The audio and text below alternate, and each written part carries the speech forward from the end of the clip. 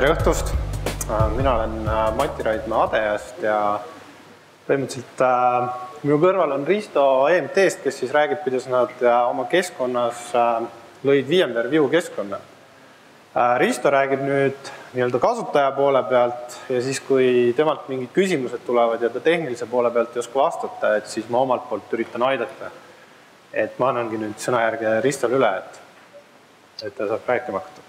Tere ka minu poolt ja minu nimi on Risto Soosuu ja tulen EMT-st ja teemaks on see, kuidas meie EMT-s virtualiseerisime ära alustuseks õppeklassi ja sinna järgi siis meie infotelefoni.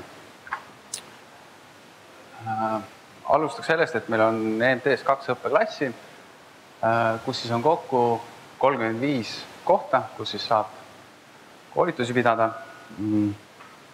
Põhiliselt, kes seal seda kasutavad, on siis meie maja inimesed atesteerimistel, erinevate keskkondade koolitamisestes ja siis meil esindustes ja mujal kasutatakse. Samuti on aeg-ajalt kasutavad seda koolituskeskust ka teised telekomi ettevõtted nagu Elion ja on ka tehtud koostööpartnerid, on rentinud seda ruumi meilt ja teinud seal omapoolseid koolitusi. Ja enne kui me ära virtualiseerimise selle õppeklassi, siis oli selle haldamisega 2 põhilist probleemi, mille peale aega kulus. Üks oli operatsioonisüsteemi ja tarkvara vead, ehk koolitajal on selles arvutis lokaalsed admini õigused ja koolituse käigus tehakse seal tohutult palju erinevaid seadistusi, installitakse mingisugust tarkvara, aeg-ajalt ka mingisugused sinna ka mingid pahavarad, siis nende puhastamine ja korda tegemine enne järgmise koolituse algust võttis tohutult aega. Ja tihtilugu selgus, et kõige lihtsam on need hunnikarvutid lihtsalt üle installida ja alustada jälle puhtalt lehelt. Teine hulk probleeme oli siis nende arvutite füüsilise vananemisega, et need kas läksid katki või mingid ventilaatorid läksid umbe ja nagu ikka klassikalised hädad. Sellest meil tuli ka mõte, et kas seda elu saaks kuidagi lihtsamaks ja paremaks teha. Nõudmised siis uue lahenduse otsimiseks oli see, et see keskkond oleks tsentraalselt hallatav. Et seda oleks võimalik hästi mugavalt ja lihtsalt automatiseerida.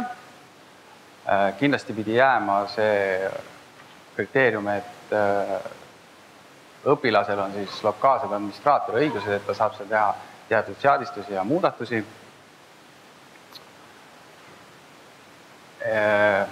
Tihti juhtus ka olukord, kus need arvutid olid moraalselt vanad, et kas oli vaja mingi koolituse raames rohkem mälu või mingit muud ressurssi, et seda oleks võimalikult lihtne lisada. Samuti see, et nendel ei oleks enam igasuguseid riistvararikkeid.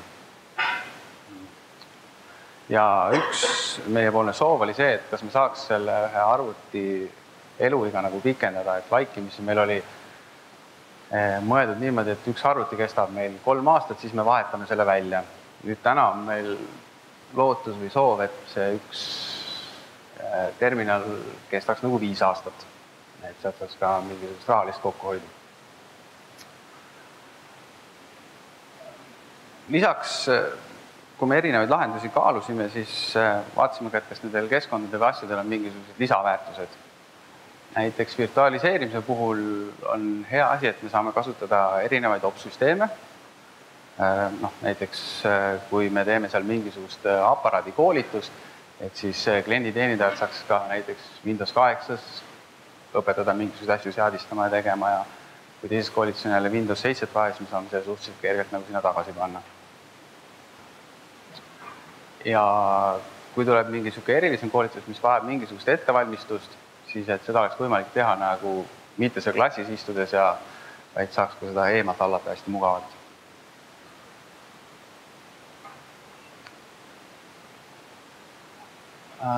Milliseid lahendusi me kaalusime? Üks oli siis kõvaketaste kloonimine, näiteks kloonsillaga. Selle miinuseks oli meil põhiliselt üks asi, et me ei vabanenud selle riistvara nõudmisest, et me pidime ikkagi ostma arvutid, mis siis kestaksid 3 aastat ja sellest me ei vabanenud. Teisena me kaalusime terminali lahendust, see oli kenasti nagu tsentraalselt hallatav, aga üheks suureks probleemiks oli see, et kui me andsime sinna kasutajale lokaalselt administraatori õigused, siis ta suudab selle järjekordselt nagu tuksi keerata ja tuleb jälle hakata puhastama ja parandama. Siis kaalusime ka SCCM-i tehnoloogiat. Selle puhul jäi ka samamoodi takistuseks see, et eeldab meie poolt investeeringut riistvarasse ja see riistvara ei pruugi kaua kesta. Ja viimasena siis me kaalusime ka virtualiseerimist. Miks me valisime VMware View lõppkokkuvõttes siis? Alustuseks meil on täna maja sees kasutuses päris palju VMware asju, et meil on endal mingil määral kompetents olemas seda hallata. Samuti olime me saanud kaasa 50 VMware View litsentsi, mida me saime seal väga edukalt ära kasutada, mis enne seisid meil nii-öelda riiulil. VMware koha pealt veel, et nendel on päris pikk ja hea kogemus erinevate virtuaalsete asjade tegemiseks. Pluss me leidsime, et paigaldamisjuhendid ja asjad on kõik päris hästi kättesaadavad. Et mida me siis hankisime? Hankisime 35 Samsungi terminali, need on sellised nagu all-in-one, ehk siis on ainult üks seade laua peal, mis soovib ideaalselt õppeklassi, et seal ei ole eriti palju juhtmeid ja paistab väga viisakas välja. Infotelefoni jaoks me hankisime 24 Wise'i P20 ja põhjuseks see, et seal oli juba olemas monitorid ja kõik oli nagu selle poolt okei. Lisaks 2 serverit. Seal oli põhiasi see, et selle serveri peab olema piisavalt palju mälu nagu. See kipub nagu otsa saama. Ja ühe kettamassiivi ja mõned VMware litsentsika juurde. Selle juures me kasutasime ka meie olemasolevat infrat, ehk siis mõned asjad meil olid olemas. Et näiteks täna on meil niimoodi, et meil on tegelikult see VMware keskkond 2 saidis ja et kui ühega peaks midagi juhtuma, siis me saame need kõik asjad kolida teise saiti üle. Ja selle teise saidi nagu ehitamisel me kasutasime päris palju meie enda olemasolevat infrat juba. Mida me siis tegime? Et esimene etapp oli siis nagu õppeklassi virtualiseerimine. Päris pikk aeg läks meil selle süsteemi planeerimiseks, et kuidas me seda üles ehitame, aga selle põhjuseks oli pigem meie enda EMT keerukas infra, et meil oli seal päris mitu küsimust, mis vajas nagu meie enda poolt lahendamist, enne kui me saime seda hakata nagu üles panema. Aga kui me olime need ära lahendanud, mõned testid teinud, siis õppeklassi vahetamine võttis aega meil 2-3 päeva ja võisid uued koolitused nagu alata. Kui oli õppeklass oli olnud meil mõned kuud kasutusel, siis me otsustasime edasi liikuda infotelefoniga. Suveperioodil me tekitasime nii-öeldes 4 virtuaalset töökohta, kus siis sai nagu testitud seda, seal ilmnesid ka mingisugused probleemid, mis olid põhiliselt seotud nagu tarkvaraliselt, et vajas seal erinevat seadistamist. Suve lõpuks olime need kõik ära likvideerinud ja saime asjaga edasi minna ja septembri algusest on siis meie infotelefon 100% virtualiseeritud ja kasutatud terminale. Et miks me otsustasime ka infotelefoni ära virtualiseerida oli see, et tegelikult keskkonnal oli ressurssi tunduvaks rohkemaks kui ainult õppeklassi jaoks ja infotelefoni arvutid oli niikuinii plaanis välja vahetada, sest nad hakkasid juba vananema. Mis seis on täna? Koolitajatelt on tagasiside positiivne, kuna iga koolitus algab nagu puhtalt lehelt ja arvutid töötavad täiesti laitmatult, mida enne kindlasti ei olnud niimoodi. Infotelefoni koha pealt viimasel ajal pole mina nende käest mitte midagi kuulnud, järelikult töötab. IT-maailmas kipub ikka nii olema, et kui kasutaja vaikib, järelikult on kõik hästi. Mis veel juhtus, et andekad kasutajad suutsid ükskord meil terve keskkonna kokku jooksutada. Et varasemalt oli meil olukord, kus õppeklassis oli nii-öeldes 10 virtuaalset masinat nagu valmis startima, aga toimus hommikul algas 2 koolitust korraga ja need kõik 35 inimest üritasid nagu korraga sisse logida.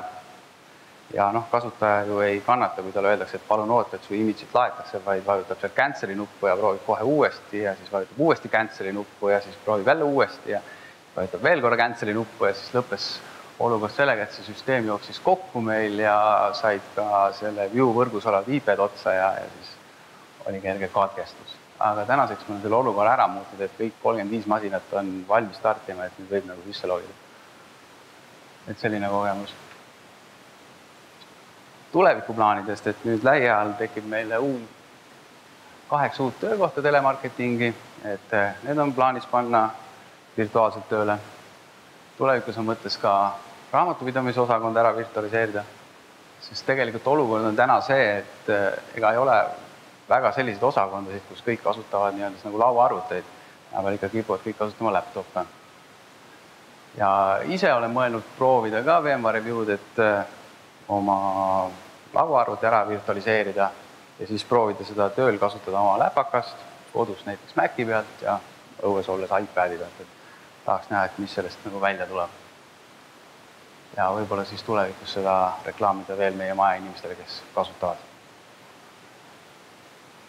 See on niisugune kerge ülevaade, mida me tegime ja miks me tegime. Kas on küsimusi Ristole? Jah.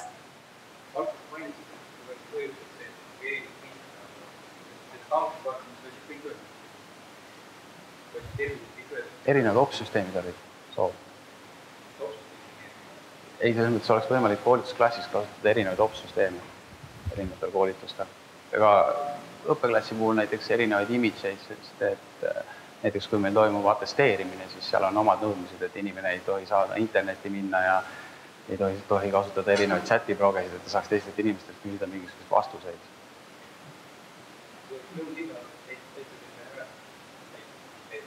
Ja, aga siis me oleks pidanud endiselt ei oleks saanud pikendada riistvara eluiga nagu. Me oleks pidanud ikka kostma.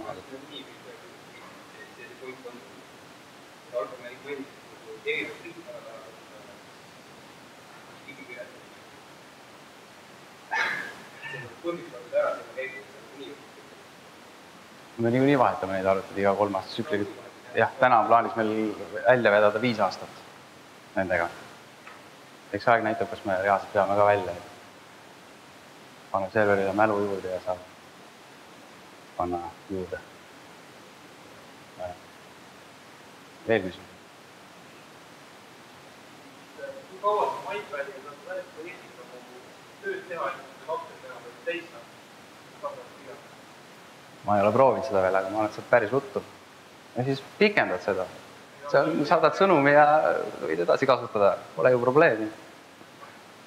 Kui sa mõtled, kaua konto jääk peab vasta sellele roamingule. Seda küll, jah. Aga pigem, kas just on vaja seda nagu mujal, kas mina ise mõtleks nagu, ma ei tea, Eestis.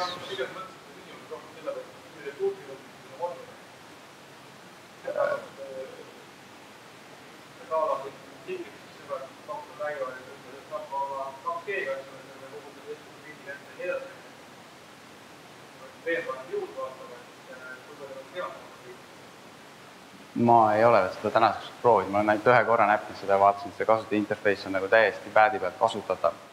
Et nüüd võiks oma arvuti tõesti ära virtualiseerida, prooviks nagu tõesti tööd teha ja nii edasi.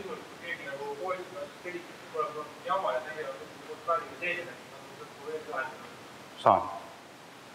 Olen ise päris palju isegi telefonist asju ära suutnud teha.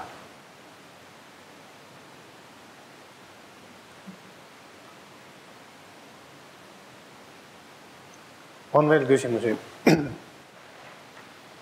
Kui ei ole, siis üritaks näidata paari pilti, siis mismoodi see EMT klass välja peaks nägema. Või nii-öelda keskkond, et siin on küll igasugused kliendid külge pandud, aga põhimõte on siis selline, et iga kasutaja, kes siis sisse logib, ta saab värske tööjaama. Nii-öelda kõnekeskuses saavad kasutajad ka nii-öelda oma profiili failiserverist või kuskilt kesksest serverist kätte, aga siis õppeklassis on kogu aeg nii-öelda täiesti uus töövahend olemas.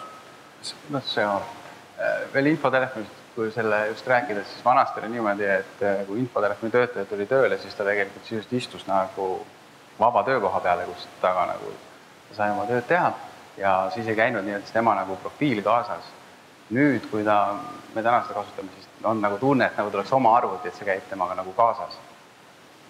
Et me proovisime kunagi kasutada ka roaming profile'i selleks, aga see oli ilmselgelt nagu katastroof, sest et kasutajad kopeerisid desktopile omale 10 giga eest väga kasulikke faile ja siis järgmises etapis oli välja logimine, kestis 15-20 minutit.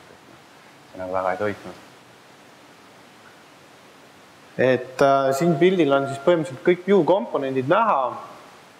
Põhiolemus on siis Vue connection serverid, Vue enda server, see on siis security connection ja Vue composer, mis siis teeb nii-öelda lingitud kloone, ehk siis ühest master image'ist tehakse mitu väiksema tükiga virtuaalmasinat, et põhimõtteliselt virtuaalmasinate uuendamine toimub siis ainult läbi selle master image'i uuendamise. Kui nüüd sellest roaming profile'ist rääkida, siis Vue'l on olemas niisugune asi nagu persona management. Põhimõtteliselt on ta Active Directory GPO plugin, kus siis öeldakse, et inimese profiili või vajalikke andmeid hoitakse kuskil väljaspool, samuti siis oma virtuaalses tööjaamas, kui ka siis kuskil väljaspool failiserveris. Mis siis erinevus on roaming profile'iga on see, et persona managemendi puhul toimub andmete sünkroniseerimine mitte väljalogimisel ja sisselogimisel, vaid iga natukese aja tagant. Vaikimisi peaks olema kuskil 10 minutit, aga seda saab ka panna tihedamalt sünkroniseerima. Mis siis välistab selle, et kui kasutaja sisse logib, et ta desktopi laadimine on aeglane ja samuti siis väljalogimisel ei toimu see suur andmete pumpamine üle võrgu, mis siis ongi parem kasutaja mugavuse kogemuse poolest. Et lisana võin siis näidata korraga seda GPO poolt. Et GPO poole pealt on siis asi näeb välja selline.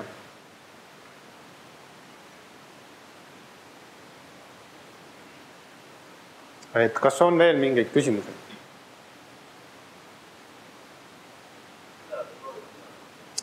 Põhimõtteliselt EMT õppeklass või selles telefonikeskusesse töötab, jah. Et tänu sellele ongi need asjad lahendanud. Kasutajaid oli teil? Õppeklassis 35 ja infotelefonis 24. 24 kasutajat.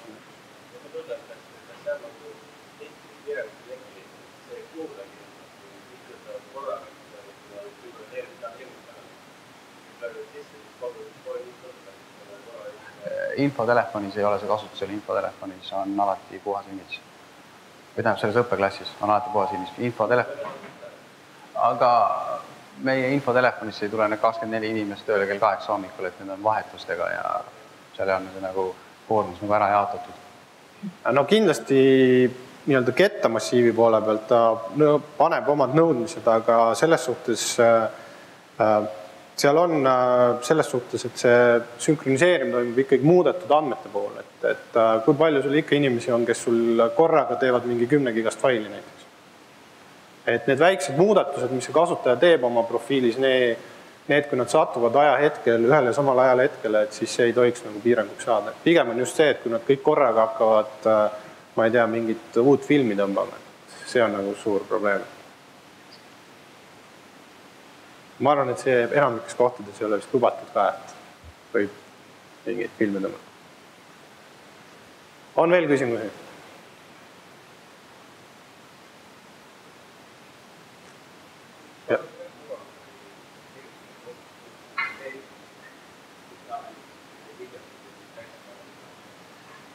Video puhul on nüüd niimoodi, et kõik desktopide virtualiseerijad kogu aeg väidavad, et nende virtualiseeritud desktop suudab aina paremini ja paremini töödelda videot. Vue puhul antud versioon võimaldab YouTube'ist vaadata, kui küll mitte kõik korraga need 24 inimest, aga kuskil 3-4 inimest suudavad vaadata üle täisekraaniga YouTube'i videot. Samas igasugune muu graafika asi on kindlasti limiteeritud, et selle jaoks nüüd on tehtud ka uuendused. Värske View versioon peaks tulema järgmise aasta kevadel, mis lubab kasutada ka GPU-kaarte, kus siis on võimalik kasutada ka 3D graafikat ja muid asju. Aga hetkel on see tõesti limiteeritud graafika kasutamine. Tagantpoolt oli ka küsimus.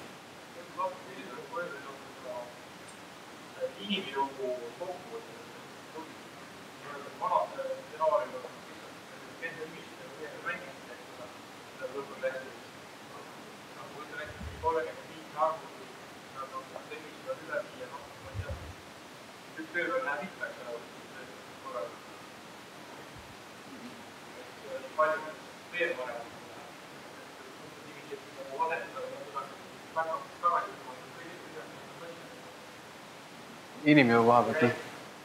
Meil on nagu 2 maja ja selles majas, kus on õppeklassi infotelefon, tegelikult on meil 1 IT-tugiisik. Ja viimasel ajal ma pole küll kuulnud, et ta installib õppeklassi üle või midagi sellist, et ta saab hoopis teiste asjadega tegeleda. Ja sama on ka...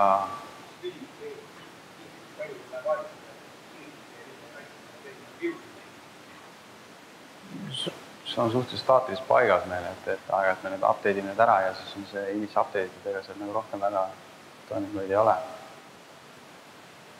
Siin koha pealt võin nagu rääkida seda, et tegelikult selle image update loogika on see, et enne selle link-kloonide töötamiseks tehakse virtuaalmasinast snapshot alati.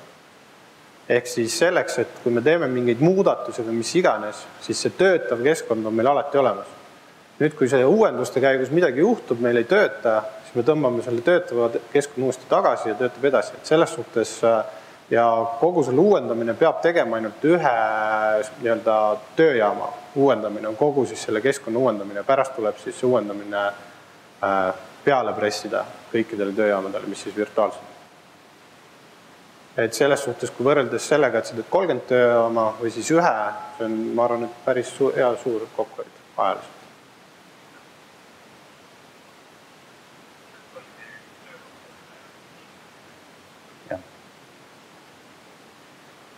See erinevate opsüsteemide kasutamine on pigem õppeklassi teema, et kui on mingi eriline koolitus või partner teeb mingit koolitust, siis tal on mingisugused nõudmised sinna, et siis sellisel puhul.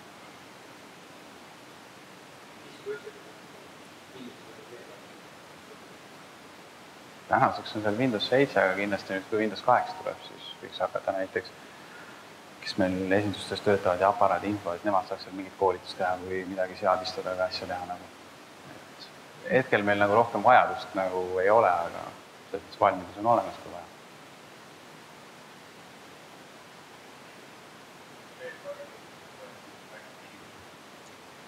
Link-kloonide puhul toetab jah, hetkel Windowsi, mis on kõige paremini nagu integratsioon tehtud.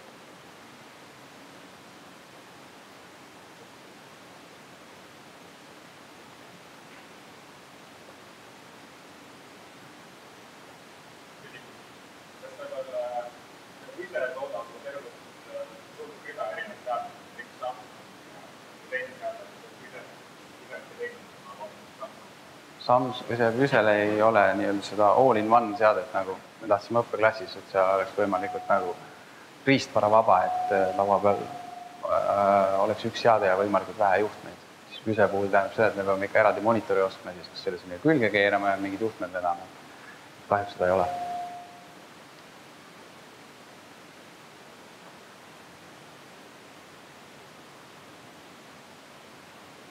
Kui rohkem küsimusi ei ole, et siis meie poolt oleks kõik. Aitäh! Aitäh!